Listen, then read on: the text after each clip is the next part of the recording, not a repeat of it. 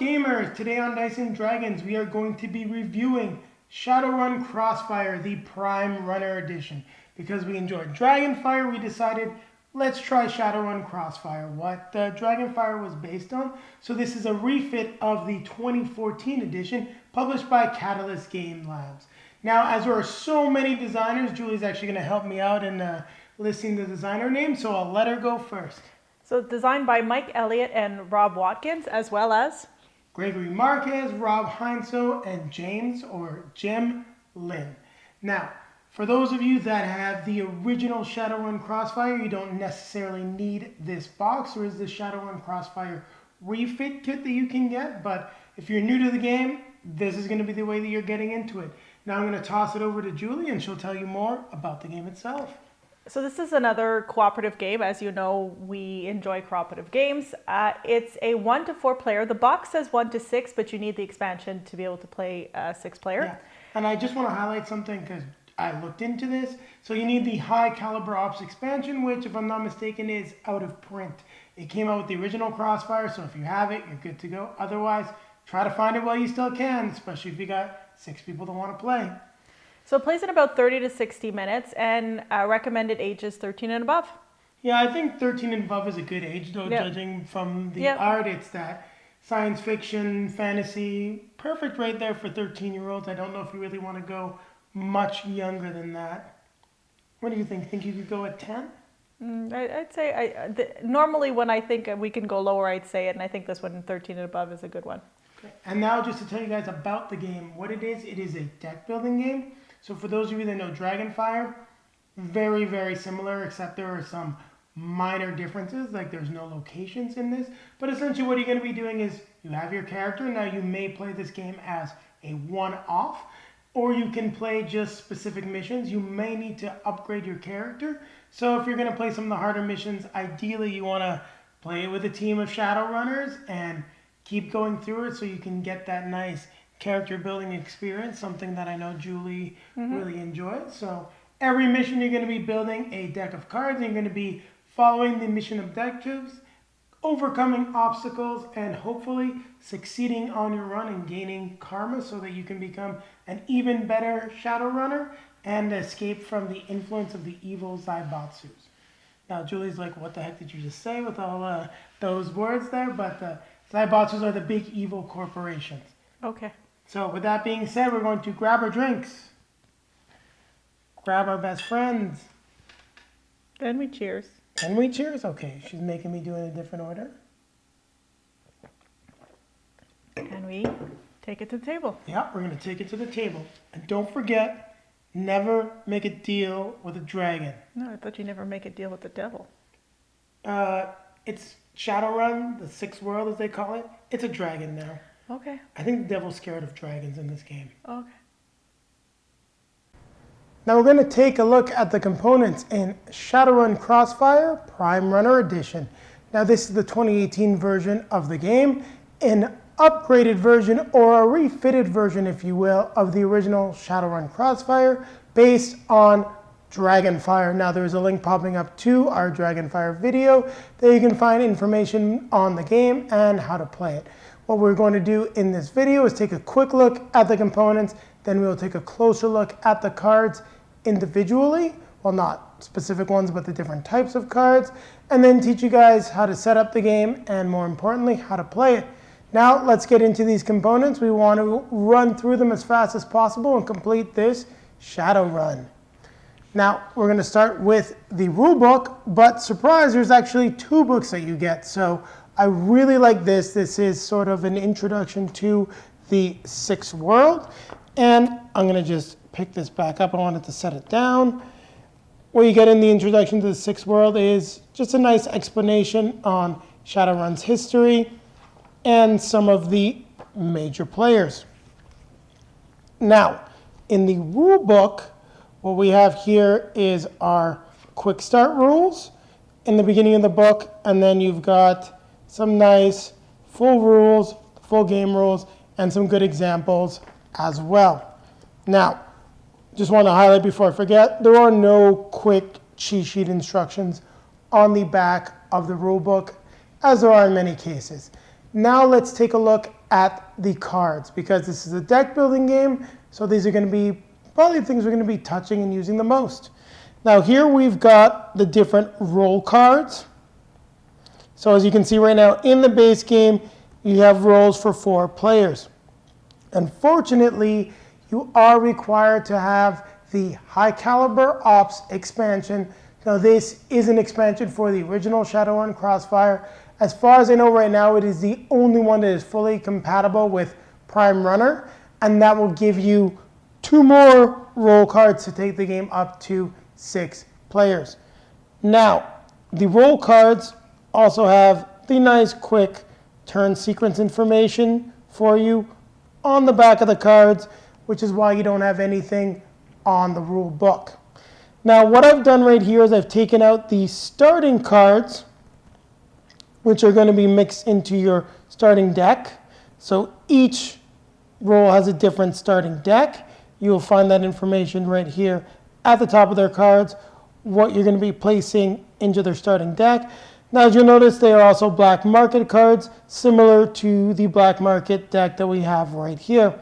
Now, just quickly, you'll notice that you've got the Mark, Quick Shot, Mana, and the Street Smarts. They each are, well, they're a little different. You notice that Street Smarts is a skill, Mana is a spell, Quick Shot is a weapon, and the Mark is hacking.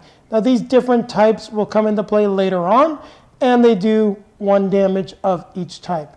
Now, here is your regular black market deck. There are 60 of these cards, and I've just taken out a quick example of some of the things that you can get. So once again, you'll notice paraprogramming is hacking. You've got the katana. Both of these deal 2 damage of their respective types. They also have some text on the bottom as to some abilities that they get. You'll see the purchase cost at the top. Clairvoyance is an interesting card because it also has the assist ability, as well as the Dockwagon Contract, which lets you heal people and also has an assist ability. Those are the player cards, the black market cards. That's what you're going to be using to build your deck. Now we're going to take a look at the obstacle cards and the crossfire cards, which are going to be, where you're facing your opponents and just some really crappy situations that really make life as a Shadowrunner a lot less fun. Now, the obstacle cards we have right here, this 2 bullets symbolizes the hard obstacle deck. This single bullet symbolizes the easy deck. You have the different levels that you need to defeat to clear the obstacles, the damage that they do, and specific instructions with regards to what happens when those obstacles are played or while they are in play. Now here we've got the crossfire cards. Now the crossfire cards may have ongoing effects. They also have a secondary effect that will happen based on the crossfire level. We'll explain all of that stuff in the setup, and also when we take a closer look at the crossfire cards, this is just a quick taste for those of you that don't want to be lost in all of these components. And that covers all of the cards. Now let's take a quick look at the teeny tiny markers and other things like that, the tokens that we're going to be using in this game. Now we've got our plus and minus tokens. Now as you can see, these tokens are double-sided, so +1 or -1, +2 or -2, +3 or -3. We then have our when, the different amount of when that we can earn 1, 3, and 5. Now, the plus and minus tokens, for example, maybe you have something that's going to make humans hit harder by +2. You can just take that +2 token and place it right on there. Then we've got the exhausted tokens, which occur if your runner gets staggered, and it means that you can't get staggered again during a run. And then the generic tokens, which are either circular or square, depending on what you want to use them for. If you need to mark something, such as on the client, which we'll talk about in a minute, you can use the circular one or a square one if you feel that one just fits a little bit better. So we've taken a look at the tokens. Now let's take a look at the runners. Now I've set up 2 of them right here so you guys have a nice view of them. You've got the upgrade slots, their starting hand size, their starting health, and the amount of when that they start with. You have their starting hit points here circled in green. It's circled in green 7 and then 7 on the character sheet. You also have a place to mark their name, their karma level. So as you're playing through the game, karma is what you earn when you successfully complete missions, allowing you to upgrade your runner. So you can play the game in certain scenarios as one-offs, or you can play it as like, a full campaign going through these different missions. And then you have, just a little bit about the race, the troll, and the elf. Now I put some other runner cards, the other ones that you get in the box here, just so you guys can see. We also have an orc, the dwarf, the human, of course, another orc, another human. So some really nice art and some pretty cool different characters. And before I forget, actually, there is a special runner that I'm trying to locate called Harlequin. Now he's in here, but for whatever reason, I'm not finding him. So yes, you've got the special runner Harlequin. So Karma, all of it's got all sorts of upgrades, craziness. I think this is just a fun card that they made. And before I forget, we also do have some other runners that may have a special ability like connections here. And this grace lets you increase the size of the black market by 1 card. So this is just a neat effect that will always be in play if you pick this human runner. I've taken a closer look at the runners. Let's take a look at the missions themselves now. So we've got our mission cards right here. And you'll see we got a total of 5 different missions. And just to go over the missions right now, you get the job, your goal, your obstacles, and how you end and score the mission.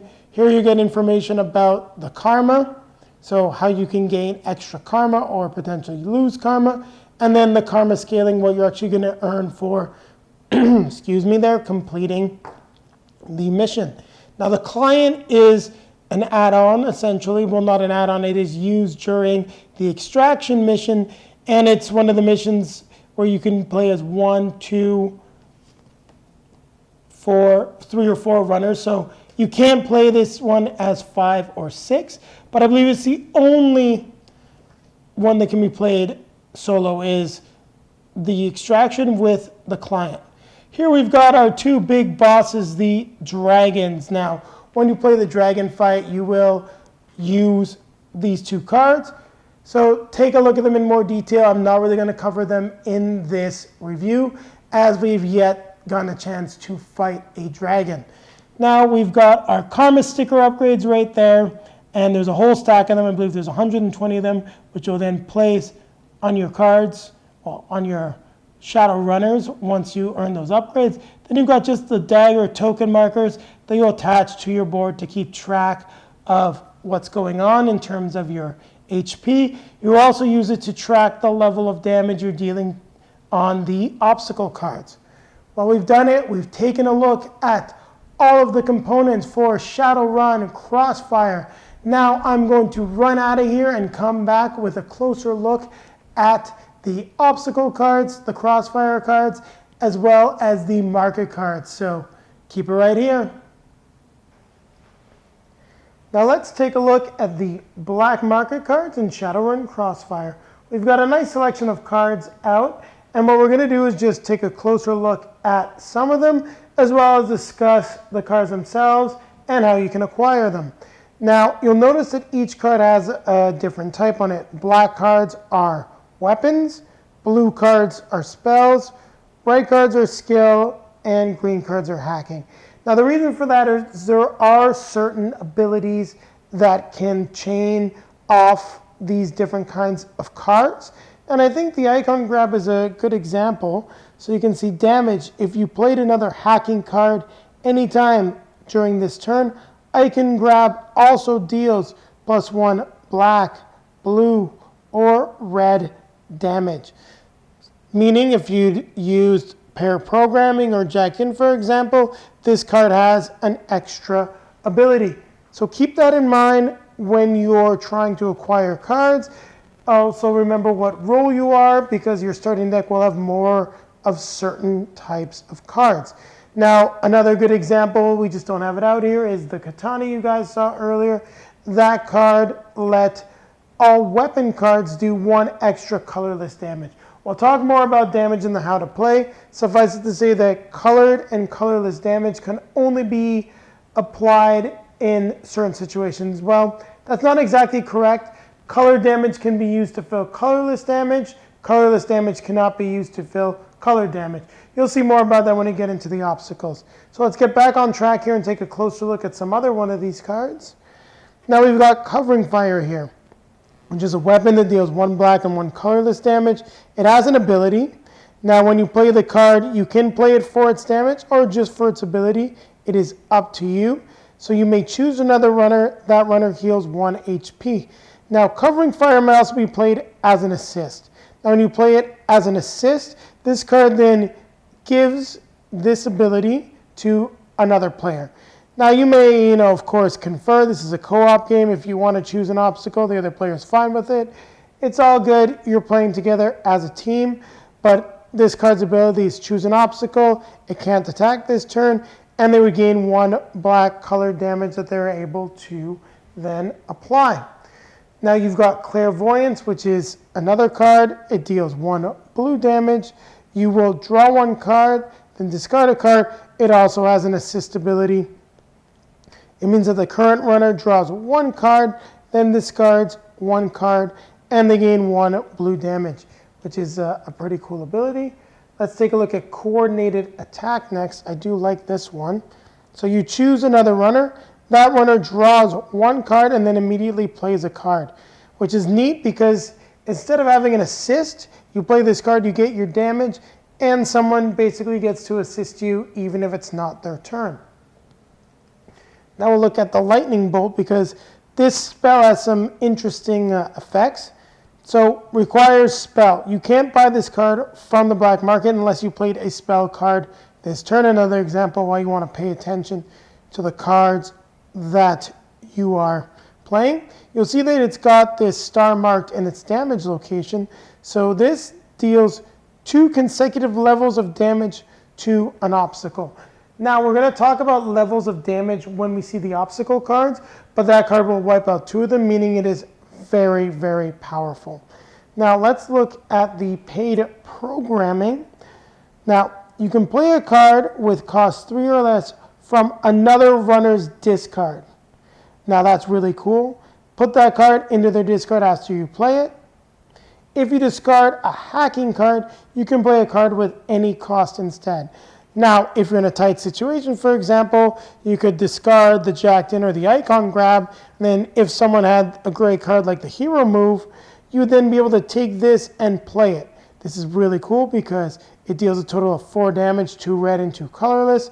Each runner draws a card, and that's a great way to help people build back up their deck. The last card I really want to look at is Wonderful Filament Whip, but we'll look at one more because I do want to talk about healing. I like this one. You can move an obstacle facing another runner to face you. If you played another weapon card anytime during this turn, that obstacle can't attack this turn. Meaning, depending on how you build your deck with the right cards, you guys could be passing obstacles back and forth. Those are the things in front of your players that are going to attack you. It'll be a lot clearer in the setup and the how to play, but it's just very cool. And then finally, this is one of your pure healing cards, the Dock Wagon Contract. You can play it, choose a runner. That runner heals 2 HP. You can also be played as an assist. Still very good, choose a runner. That runner heals 1 HP. And you also get 1 red damage. You'll notice that its damage value up here is nil. And the win cost, as we talked about in the how to play, is listed at the top corner of the card. So 9, 4, 2, 3. And this is another pretty neat card, and as you will just take one quick look, deal Remington Room Sweepers damage to each obstacle and boss facing one runner. So that's a pretty cool card as well. Now, we went over a little bit more of them than I thought, but this should give you guys a good taste and flavor of the black market. So we're going to rush right on, continue on our Shadowrun, and take a look at the obstacle cards. Keep it right here. Now we're going to take a look at the obstacle decks and the Crossfire cards. Now I've dealt out some of the easy level 1 obstacles and the harder level 2 obstacles here. And just so you notice, this is a level 1 obstacle. You may not believe me. It is. They can still be incredibly difficult and challenging. Now, we're going to look at the cards and we're going to use this one because there's so much on it. It's going to give us a lot of really good information. Now, we'll start with the when that we have right here. This is what the team gets for defeating this obstacle. We'll talk about how you deal out when in the how to play, but a quick example of it is that the starting player gets the first when. Then you're going to give 1 to each other player, and in a situation like this, the starting player tends to get more. Well, not the starting player, the person that defeated the obstacle. Now, there's the when. This is the attack value. This is how much damage this obstacle deals to the runner that it is in front of each turn, unless something happens to block it or the obstacle is defeated. Now, these are the levels of damage. Now, the way a level of damage works, and this is going to be a great option for me, time for me to use the token. You use your token here to track the different levels. So we start off with the 4 colorless damage. Once that has been dealt, we need to deal 1 green hacking damage. Afterwards, 3 colorless damage, and so on and so forth as we go down the card. The level previous has to be cleared before you can deal the next one. Now, so if you haven't dealt 4 colorless, you cannot deal 1 green hacking damage. You can clear multiple levels during a turn. Now with the Wired Merc, it has a flipped ability. You notice that it says 2+ symbol and it's got the, like that. I'm going to call this a crossfire symbol. I like calling it that. That means if the crossfire level's 2, and we'll talk about that in a moment, you would then go through this ability right here. Each non-dwarf runner facing a green obstacle discards a card. What flip means that it occurs the moment it is flipped over. Other cards, for example, like the Lone Star Lieutenant, has an ongoing ability. And to stop this one, which is you can't buy cards, any runner can discard a weapon card to cancel this ability until the start of the next turn. Now, that'll cancel it for the course of that turn round that they're playing. Now, you can see just a more basic example of an obstacle here, the Elf Ancient Sentry. Just 1 blue, 3 colorless, 1 red, and you only get 5 when because it's not that difficult. Now, we can take a look at the Covert Ops Specialist here, 1 damage, 6 when, but they also have a flipped ability, which means choose a runner, that runner takes 1 damage, and you can see the levels of damage that you must clear. Now in the case of the other level 2 obstacles, very much the same. There is no ongoing ability except for the Cedar and Rupp Observer, and this is a pretty interesting one. At the start of your turn, discard 1 card for each red obstacle facing you. Any runner can discard a skill card to cancel this ability until the start of the next turn. So you see a lot of the ongoing abilities do have ways that you can cancel it, because if you're not able to cancel it, that would just make the game very, very difficult. Now here we have the Crossfire cards. And one thing I do want to just highlight after we go through this is the difference between the active card and the discard pile, because the discard pile is what's going to give you your Crossfire level, and the active card is going to be what's in effect. Now let's take a look at coordinated defenses. Now you see this infinity symbol. This means that this is an ongoing effect as long as this is the active card. For coordinated defense, it means that when a runner clears the last level on an obstacle, that obstacle isn't defeated. When the last level on all obstacles facing a runner are cleared, then all obstacles are defeated. Meaning you got to clear everything in front of a runner. And there can be a situation where your runner is facing off against multiple obstacles. Now here you'll notice a crossfire effect. Now this is a crossfire level 5, which means there has to be 5 crossfire cards in the discard. And there are ways to get rid of crossfire cards. We'll talk about that during the how to play. Now, what this says is instead when the last level of all obstacles are cleared, then all these obstacles are defeated. meaning that at level 5, it's all obstacles, not just obstacles in front of the runner, making it very difficult, and you have to be even more coordinated if that comes out when the Crossfire level is 5. Now, Dreckstorm, it does have an actual positive effect here, as you can see. Each runner draws a card, but we've got the Time Bomb here. Time Bomb means that when this card is no longer the active card and gets placed in the discard, this effect happens. When this card is placed in the discard, each runner discards 2 cards. Now, if there's a 6 Crossfire level, instead of discarding 2 cards, each runner discards their entire hand. This can be very nasty. Now, we've taken a look at some of the effects that you're going to get in the Crossfire cards. Now, the Crossfire discard is going to be the pile that you want, sort of right here in front of it. And what you'll do is you'll have your active Crossfire card, just so it's easier to track, at the top, up here. So this would represent the active card. Let's take a look at one more. Now, interesting with this one, each non-human runner takes 1 damage unless they choose to pay 2 Wen to prevent that damage. Very annoying. It has an ongoing effect that will happen at 2 Crossfires. So for example, this is a fairly easy one. So if you draw this, then this would be the only effect unless the Crossfire level is 2. In addition, the attack strengths of each human obstacle is increased by +1. That's when you want to get those modifier tokens out. So there's your example of the Crossfire. We've taken a look at the obstacles. Now let's take a look at how you would set up the game, and then we'll teach you how to play. Now we're going to take you through the setup for Shadowrun Crossfire. Now what I have already done is selected 2 roles for each character. That's because it's a 2-player setup, and all 4 roles need to be in the game. Now when you do a 2-player or 3-player setup, the player that has multiple roles, same thing for the 1-player actually, only gets a starting deck of a specific role. So in this case, the elf is the decker, the troll is going to be the mage. I've just put the other role cards up here so you can see the turn sequences. Now, one of the reasons why you absolutely want the decker, in my opinion, if you're playing a 1-player or a 2-player game, is because of the icon grab, which is something that you get to replace one of your starting deck cards with.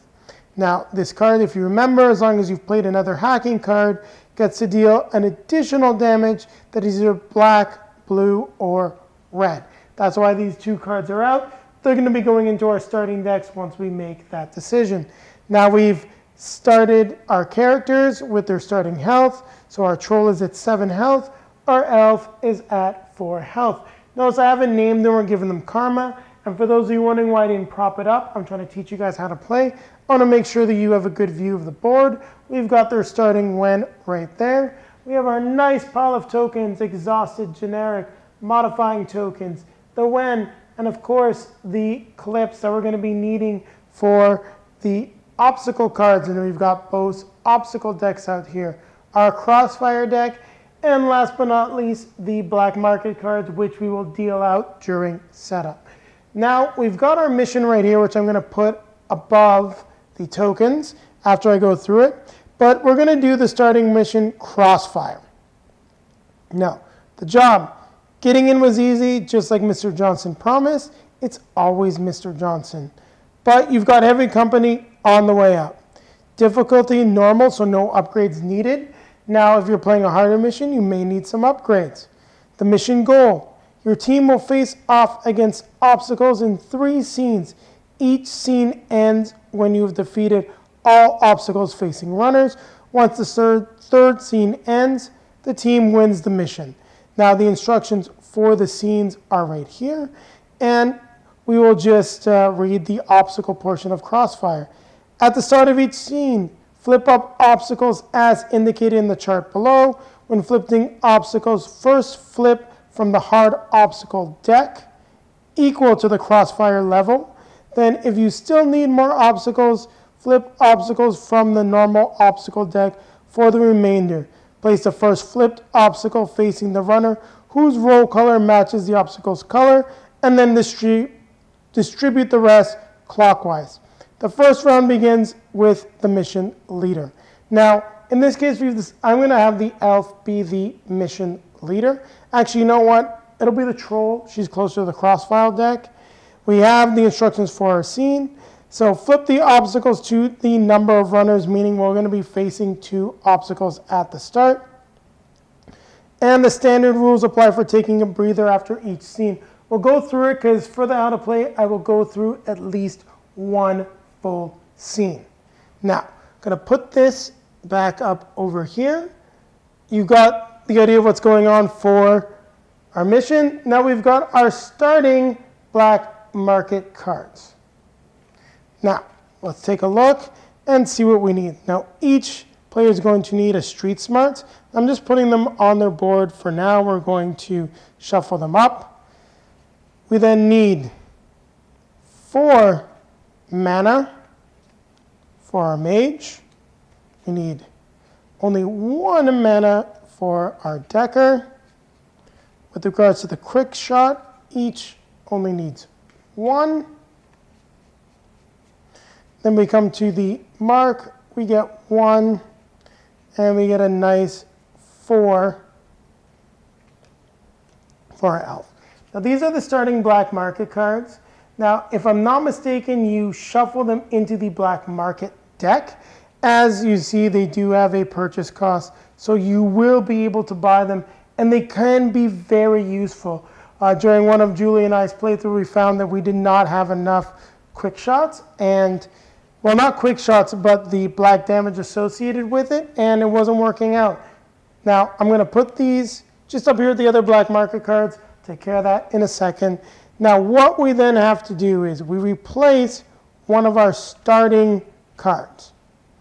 Now, for the mage, I think it's fairly easy. We need variety because we don't have a lot of hacking cards. We'll replace one of the manas, I'll just put it up here, with the icon grab, giving us our starting deck. I will shuffle it up.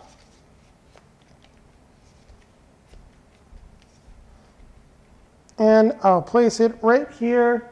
Actually, you know what? I'll place it right here for now. It's a good spot for it as the troll's deck. Now, when we're looking at our decker, things get a little bit more interesting. And there's the Street Smarts. Because we don't want to get rid of any of our hackings. Quick shots are good. Mana is good. Everything's good. But the one thing I haven't seen a lot of yet, just personally, is a lot of things that require skill. Now, it is taking a little bit of a risk, but we do have the icon grab. So I am going to get rid of the Street Smarts. No matter what you're doing, you're kind of taking a risk if you're keeping all of your hacking. But I want to try it like this because it's just too good of an opportunity to get that extra damage. And more hacking lets us get that damage, meaning we've got our elves starting deck. Now, I haven't shuffled them up. Now, I will take the black market cards. As you can see, they're black market.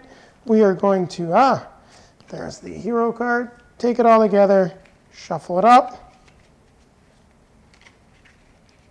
Yes, and for those of you that have watched plenty of our videos, you know I am not the most majestic shuffler, but it's doing the job. We'll get a little bit more in here. Cut the deck a few times. We have a nice mix of our black market cards.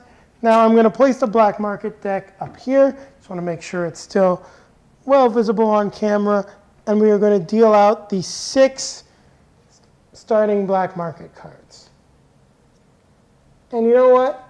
I didn't do a great job of shuffling for dealing all those Street Smarts. So we'll leave that hiccup in the video for you guys. It's a little funny. Kind of like it myself. I'll just take a quick look at how I'm shuffling to make sure we get some more variety. Cut the deck a couple more times. Even though I wasted your time, we get that nicely back up at the top. We're good. And we deal out the 6 starting black market cards. And we got, I'd say, a fair bit of variety. Now the game is actually set up right now. We are good to go. And because this has just taken so long, I'm going to just straighten up the cards a little bit. We're going to cut, and we're going to come back going through the full scene 1 of Crossfire. we've got our mission, we've got our players, well, shadow runners, and hopefully we're going to kick some butt. So keep it right here, and we'll be right back. And the game is set up, so we will start playing Shadowrun Crossfire. Now, you'll see the Crossfire level marked at the top of the mission. Now, it is a 1. You do have to start the game by drawing a Crossfire card and keeping it at the top. And don't forget that the rules say we do need to draw an obstacle for the Crossfire level. Now, if you want to make it a little easier, you can just draw 2 1s. It's up to you guys. But based on what I'm reading here, you've got the Crossfire mission. The level is 1, meaning we're starting at level 1 Crossfire level. So we will draw 1 obstacle as per the scenario from the level 2 obstacle deck, and then 1 from the level 1 deck. Now, I didn't do it before. Probably should have done it, but we just need to shuffle up our starting decks. And then each player is going to have, we're going to deal out their starting cards. For the troll, I know I'm moving around, trying not to, is 3. We'll place our cards here just so that it's out of the way. And for our elf, their starting card is 4, meaning we should be in a good position with the icon grab. Now we've got our 4, and we will place them as so. Now we're going to start with the troll as they are the first player. Let's take a look at the cards we got. Now with our 3 cards, we don't have too much there. We've got 2 mana and 1 street smarts. Now there's not much. We can try to help out the elf, potentially clean up their stuff. And this is when you want to communicate. You really can't be telling each other what to do. But I'll place these face up right now. Let's see what the elf has. Now we've got the mark. We only have 4 damage, but and unfortunately we don't have the icon grab. So there is literally no point in us going after the Aslan Decker. We might as well try to take out the vampire operative. That's going to be the smartest thing. Now when you play your card, you can assign them to different obstacles if you like. In this case, that makes no sense because we need all 3 cards to deal damage to an obstacle. Now, we'll talk about the rest of the turn sequences, but first thing we have to do is assign the cards. So I'm going to assign all 3 of them to the vampire operative, which is actually going to let us do 2 blue as colorless, 1 red to clear the first 2 levels of damage, bringing us down to 6. That's not going to be easy. And so we've now gone ahead. So we apply damage. We've applied the damage. Now, the vampire operative has something that occurs at the 3 crossfire level. And don't forget the Aslan Defender. When the Aslan Decker attacks, it also attacks the Decker unless it's already facing that runner. So it's already attacking the Decker, so there's no change there. Our crossfire level is not 3. We then apply the damage. This then goes into our discard, which I'm going to just place up here for the sake of keeping things neat and clean. Now, we would then go through the rest of the turn sequence. So we haven't explained it. I'll go through it. So the first thing you do is play cards, which we've done. We now apply damage. We then take damage, and as we are fighting the vampire operative, we are going to take 2 damage right there, bringing us down to 5.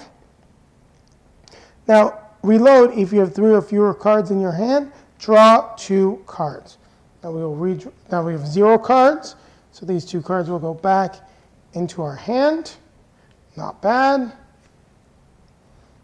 And then you may buy cards from the black market, and then we're going to go through the ending our turn.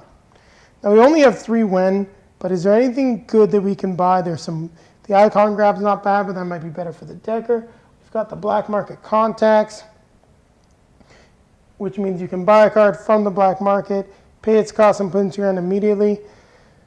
Not a bad card. The monofilament whip is fairly interesting. So you can move 1 obstacle facing another runner to face you. If you played another weapon card anytime during this turn, that obstacle cannot attack. It's cool, but it doesn't quite do what I want. There's oftentimes in this game where you may want to save up. It does give us 1 black damage, which we're probably going to need to really clear this 6 damage. Unfortunately, I'd love to. We're going to have to play this all very, very smart. We got some really hard stuff, and I didn't plan it that way. And you know what? I'm going to need whatever I can throw at her. And I'm just going to actually buy the icon grab. I was wanting to save it for the Decker, but we need some better options. We'll spend the when, and when you acquire a card, it goes right into your hand. Now, the moment we purchase a card from the black market deck, we draw another one, and there we go. That's actually fairly interesting. We got something maybe good for the Decker. So now we move on to the Decker's turn. As you can see, we can deal 4 damage, or we can deal 3 damage to one player, like 3 damage to that one level, which is pretty good. But you got to remember now, we also need to potentially deal up to 6 in one shot to this vampire operative, or we're just going to get pretty much murdered right here. Now, I do want to go down to fewer than 3 cards to redraw, meaning assigning 3 damage is not a bad idea. Now, none of the cards require black. 1 does require blue, but I don't have much of a choice. We got a lot of blue as we got a mage. So what we'll do is we'll assign 3 damage. I'll get the clip out. We are going to set this to the level of red, the street smarts, which may be a little difficult for us. Now, this will go into the discard, which I'll put right here. I'll display the cards I'm assigning at the top afterwards. We're then going to reload. We're going to do 1, 2 cards. Let's go back into our deck. So we finally get that icon grab, which is great. We're dealing a total of 1, 2, 3, 4 damage right there, which is good. Now you see, now I'm actually realizing I probably made a mistake, and I should have left the icon grab for the Decker, because it would have let us deal potentially more damage, because we've got 2, 4. But you know what? Luckily the Remington came out, which will cost me 3 when. We got to be able to do something here soon. We'll pick this bad boy up. And it is going into the Decker's turn. Well, not his turn, into his hand.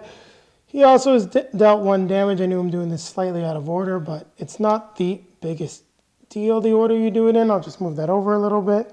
We've taken our damage, and I'm sliding this down a little bit because we need space for the Crossfire card. I'll just place it right here right now. And that is our first discard. We've now done a full turn. And I'll cut right here because it's been a total of 7 minutes I've been going on for the first part of the turn. We're just going to flip over the Crossfire card, which is the start of turn 2. And I'll explain it when we get back. Now we're on our second turn of the first scene. I do need to reload the Crossfire deck, and we get Covering Fire. That'd be good because it does have an assist on it, and it's a healing card. We need to take some of these guys out quickly. We've got a new Crossfire card. Now, what does Drexstorm do? Each runner draws a card. Now, this one does have the negative effect if it hits a discard, but we really need to draw a card, so I'm not going to complain too much. But you all can also plan for it too. We'll talk about that. So our Decker now has a nice load of cards here. We can maybe do some good stuff. We then need, take a look at what we've got with our Troll. We add in the Quick Shot, and we're actually in a better position than I thought we were. Now we need to see what we're actually going to do in this case. So it is our turn. We've got 1 hacking card that we can play, the Mark, which will do 1 damage. The Quick Shot will do 1 damage. And these can be used as 2 damage each because of our hack, meaning we can clear that nasty 6 damage that we're going to have there. Now I'm going to play all of my cards up here, just saying that they're assigned to this, and we're going to deal the damage, which is a total of 6. Moving this down to the blue, we'll place that back. We then have to take damage, which is another 2 damage, which is Not good. We've taken 4 damage. You may actually get staggered during the first round. Real nasty card to get. This goes into the discard. We do not have enough Wen to buy anything.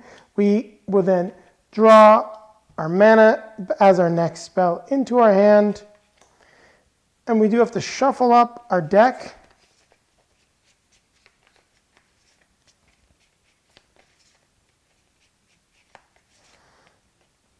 Place it back over here.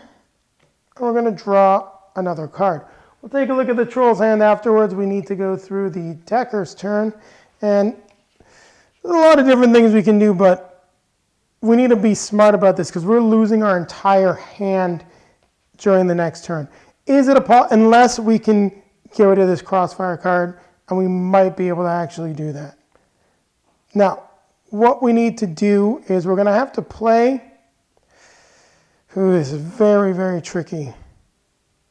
Because we need to get, I don't think we're going to be able to do it. We would need a second icon grab or a different card. But let's see what we can do. If we play, the Remington Room Sweeper is good, but not good enough. Because we just don't have the blue, but we can get close. So let's see what happens here. Now, first thing we're going to do is going to play the mark on the Decker. And we're actually going to need to play 3 marks on the Decker, and the Decker will actually die. Now, here's where it gets tricky because we have a lot of damage, but we don't need to actually play all of them. We can be smart because we're only discarding 2 cards. Our Troll's in a bad spot, but maybe there's something that we can do to plan this out.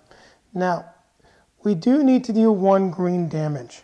We can play the Remington Room Sweeper, which hits both of them. Unfortunately, that we need a blue and a red. So we'll play the Room Sweeper on this one. And this will actually kill the Defender, which leaves us with 3 cards in our deck. Now, what happens because we've killed the Defender? Well, we're going to slide this down. Well, take it off, actually. He is now dead, defeated. This goes in the level 1 discard pile. This will go back here. And we get a total of 6 Wen, meaning each player is going to get a total of 3 Wen. These cards will enter into my discard. And as I have 3 or fewer cards, let's double check the turn sequence. So yeah, 3 or fewer, we're going to have to draw 2 more cards. So we will shuffle up our deck.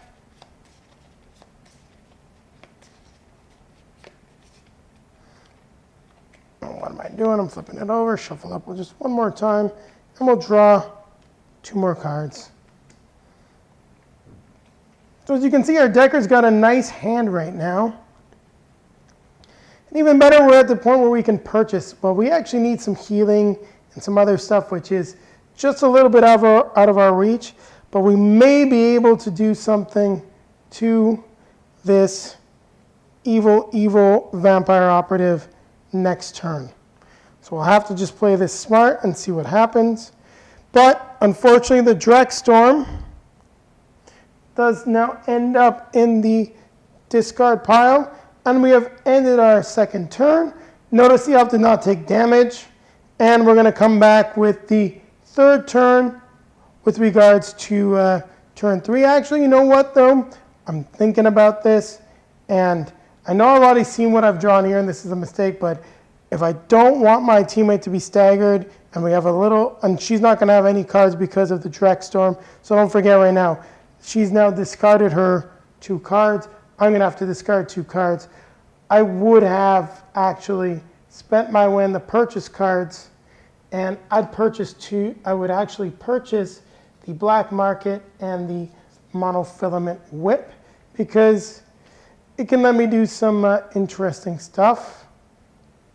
Actually, you know what? I wouldn't want the Whip. I really would just want the Black Market card.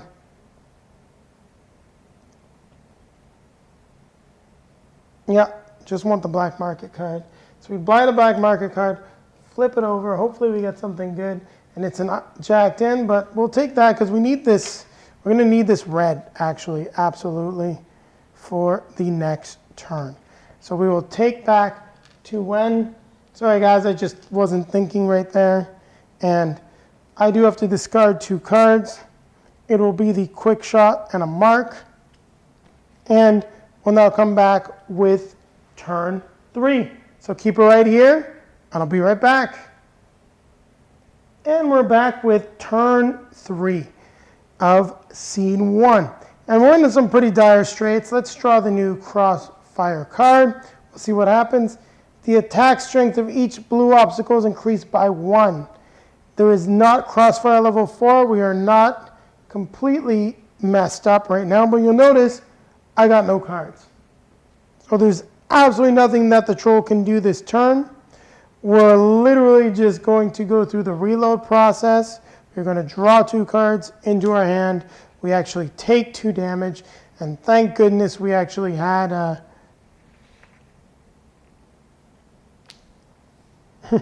had a lot of health, otherwise we'd be dead. And don't forget, just for those of you, like, it was very easy for me to assign those 2 obstacles, the green and the red, because they just came out in order. Now, we've gotten 2 cards into our hand, Icon Grab and Street Smarts. We don't have much money, we really need some healing, and just judging by what the elf has in their hand, we actually might be in a situation to survive this in not necessarily a negative fashion. So let's hope for the best. So now it's the elf's turn. And this is a great example of what we can do. And the neat thing is, with this, I can potentially buy a black market card if I need to. Now, what we need to do is we need to play a mark on it, and then we need to play the icon grab. Now, the icon grab is going to give us the blue damage. The black market connection gives us the red damage, and then we are at 1 damage. We are at another damage. We literally need 1 more damage, and let's just stack this stuff here so it's a little bit neater for you guys. Now, because I played the black market card, though, I can immediately buy the monofilament whip because there were 2, goes into my hand, and I will play it. This deals enough damage to defeat the vampire operative, which will go into the discard pile for the level 2 obstacles.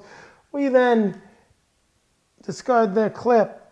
All of these cards, this black load of them, goes into my discard pile. The elf shall now reload. And we'll just do it face up just so you guys can see these 2 cards. I bought a black market card. We'll restock that. We get a total of 6 wins. So once again, 3 each. And we really need some healing. So only thing to do would be to buy the dock when we actually get our turn. So now what happens with this card, because there are no obstacles or bosses, this Crossfire card is actually gotten rid of, meaning the Crossfire level is going to stay at 2 as we go into scene 2. We did it.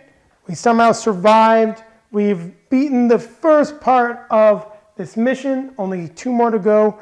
So I've taught you guys how to play. We didn't really get into assists. So what I will do right now quickly is explain assists, and then we're going to go into the breather. Now, let's just go back and pretend that this guy hadn't died, and the covering fire was in the troll's hand. Now it's the Decker's turn, and we're just going to say we've got these 2 cards. We're going for the last 2 levels of damage, the 2 in the blue. So we've got the green. So we just have 2 damage, you don't have enough. Now we need a total of 3. Covering fire could be played as an assist, meaning that you could then heal the elf, because it says choose an obstacle. Choose an obstacle, so you can't use this one to heal if you play it as an assist. My mistake, sorry. You can choose an obstacle, make it can't attack, but basically you can give this black to the elf to then play and would let them defeat the Aslan Decker. Now, if we'd had the Dock Wagon contract, you can choose to rather heal it and then deal that extra damage. So you can see if you got to pick one, the Dock Wagon contract is very good, but this one's ability to block an obstacle is also incredible as well. I'm just going to put that back. We went through that quick example. So we're going to cut right here and we'll come back with between the scenes and we'll explain what you do with that. And then we'll go on to a review of the game. Now, before we get into taking a breather, I just want to cover one last thing that I neglected to mention, which is the abort round. Now, in a situation where a runner has gone critical, which is why I moved the troll's card so you could see, let's say she had reached critical because she's in a tough spot. Then you go through an abort round. What that means is that the other runners have to decide whether they're going to abort the run or continue. If they do decide to abort, they will then face the obstacles that are in front of them. And in this case, it would have been the vampire moving over to the elf, the Decker, because he did not have any obstacles in front of him. As long as he survives facing her, the run would then be aborted. He would then consult with the mission to get the information as to how much karma you would get. Even if your player went critical, you are still able to use them in another game, or if you'd like to retry the mission. Now, with that being covered briefly, and for those of you that have more questions about an abort round, exactly how it would work, just take a look at the rule book. It is very much straightforward and not something I felt that we needed to really cover in the how to play, but I want to make sure that you know what's there. So we are now at between the scenes. Now, everyone's taking a breather. You regain 1 health. And you cannot go above your starting health. Don't forget that. You can never go above your starting health unless you get some cool upgrades. Now, you don't get to draw any new cards during this time period, but you are allowed to buy cards. And in this case, judging from all the damage the troll suffered, we need to get some healing. And you're going to go from left to right. Each player gets a chance to buy. We'll start with the dock wagon, because that is just an absolute must. We'll then flip over another card. We get some mana. And you know what? We're looking at just the 3 right here. While it is a Decker, though, we've got the icon grab. We will take the Jacked in. Now, what we're then going to do after taking a breather is follow the setup for scene 2. Now, what would that setup be? Well, it is the number of obstacles plus 1, and then we draw the number of hard obstacles based on the crossfire level. So we'll just take a quick look at the obstacles, get the next scene started for you guys, since taking a breather, as you saw, is very quick. Now what you're going to do is you're going to draw, as per the rules, from the hard deck first. And don't forget, we match the color with the player. And this one would be assigned to the Decker. We then go clockwise around. We'll end up with the Gunslinger Adept in front of our Troll, our Mage, with the Spirit of the Earth also facing off against the Decker. Now, actually, I didn't make a mistake. It was based on the crossfire level, which is 2, meaning the last obstacle will come from the first deck.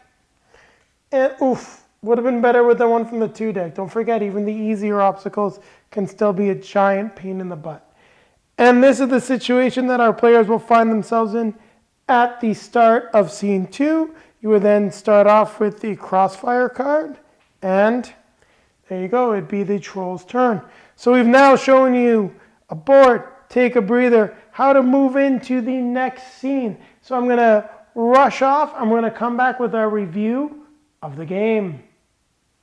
So Shadowrun Crossfire, the successor and precursor to Dragonfire.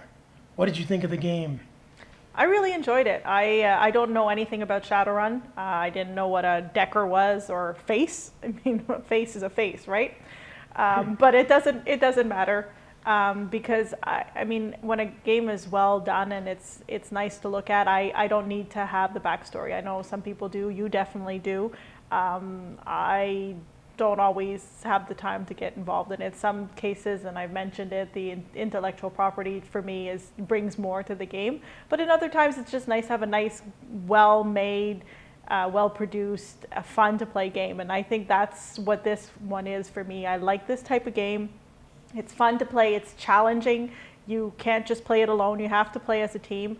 and you're playing cooperatively, and it's not like one player takes precedent over everybody else or can run the game. It's a lot of fun, and so I don't really have anything negative to say about it. I really enjoyed it.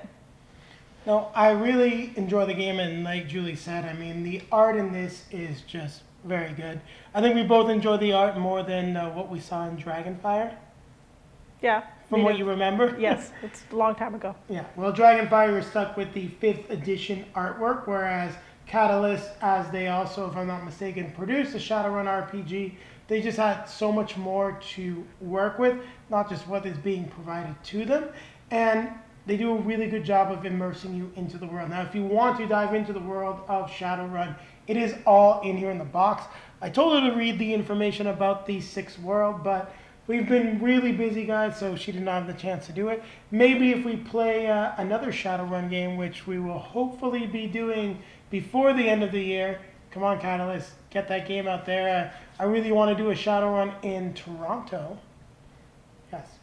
Okay. Yeah, should be some good times. But so if you're new to this, you can dive right in. But this is the 6th world, and it's weird. It is very much Blade Runner 2049.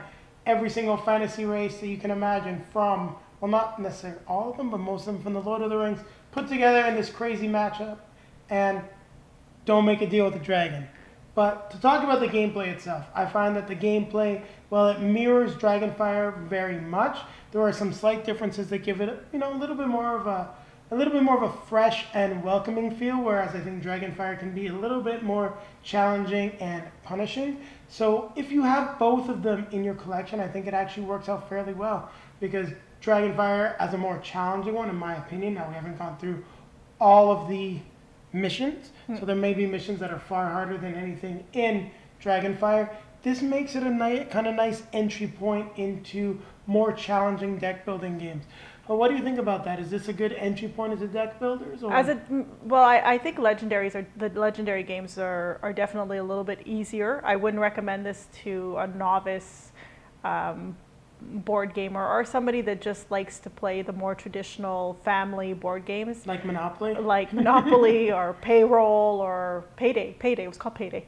In any case, I think Legendary Encounters or Legendary is probably a little bit easier. This is like a step up, I would say. There are some friends that I would not recommend this game to, that Legendary might be more appropriate for them. No, but that's the value of having a game like this in your collection. It is that sort of up level of another deck builder. So if you got people that like deck builders, you're sick of Legendary, I suggest taking a look at Shadowrun Crossfire. The components are of a fantastic quality. Seriously, Upper Deck, love your games. Hate having to sleeve all of them. It's an extra cost that I don't particularly enjoy. One of the reasons why I love finding them on sale. So Catalyst did a good job in this one. Yes, Catalyst did a great job. The components are very well made. I do not feel the need to sleeve these cards. Now, if we were playing it more often, like every day shuffling it, I might decide to do something like sleeve a deck. When I mean like sleeve a deck, like the black market cards. But I don't think you necessarily need to sleeve sort of like everything in this box. So Catalyst, good job, keep it up. Really excited to see some more fun Shadowrun games coming. And the cooperative element, as Julie said, is very high. You have to work together as a team. I mean, we lost because we just made some slight mistakes on building our deck. The Street Samurai took all the weapons, and that turned out to be the thing that kind of brought us down. Yeah, I think this is definitely, you were saying, highly cooperative. I think if I can put it into different words for other people out there, this is the type of game that if, let's say, you have 4 boys and you want them playing board games instead of, in the winter or whatever, instead of watching TV, this is a game definitely where they would be playing together as opposed to somebody trying to win or not letting others win. So I think this is a good game to be playing when you have competitive people playing together. Yes, and it's challenging. They have to work together. So that is a big factor, just reiterating that again. And the one thing that I really do enjoy, and we actually, both times that we played, we've only played it twice. We've played Dragonfire a few times. So didn't feel the need to play in more than that. But we actually ended up making some slight mistakes, and we got to run through the abort round. Now what that means is, one person goes down, and we decide to abort the run to keep everyone alive and maybe get away with some loot because it was not looking pretty. And that's one thing I do like about the game, is that it encourages you to, not necessarily give up, but take what you can, which is very thematic to Shadowrun, which, you're trying to steal from big corporations. Sometimes you don't get away with everything, but you still get some loot, and you can level up your characters and try again. So I think we've covered everything that we wanted to say about this game. Julie, what are you going to give it for your score? It's definitely a solid 7.5 for me. For me, this is an 8. I really enjoy this game. I really like Shadowrun. This has a very sweet spot for me, this IP. Got into it playing the old Genesis RPG, not the SNES one, but I heard that one was good too. There was something about the Genesis one and being a decker and a mage. I really like those two things.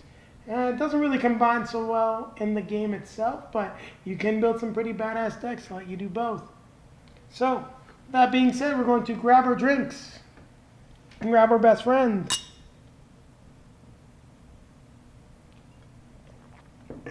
And before we keep playing games, we are going to remind you guys to take a look for our videos that are now popping up above our heads right about now or shortly before now. Please like, subscribe, comment. Yes, she really likes the comments and especially the subscribers. It makes her smile every morning when somebody else joins the channel. So guys, from us here on Dice and Dragons, thanks again for watching. And Julie? Keep playing games. Keep playing games.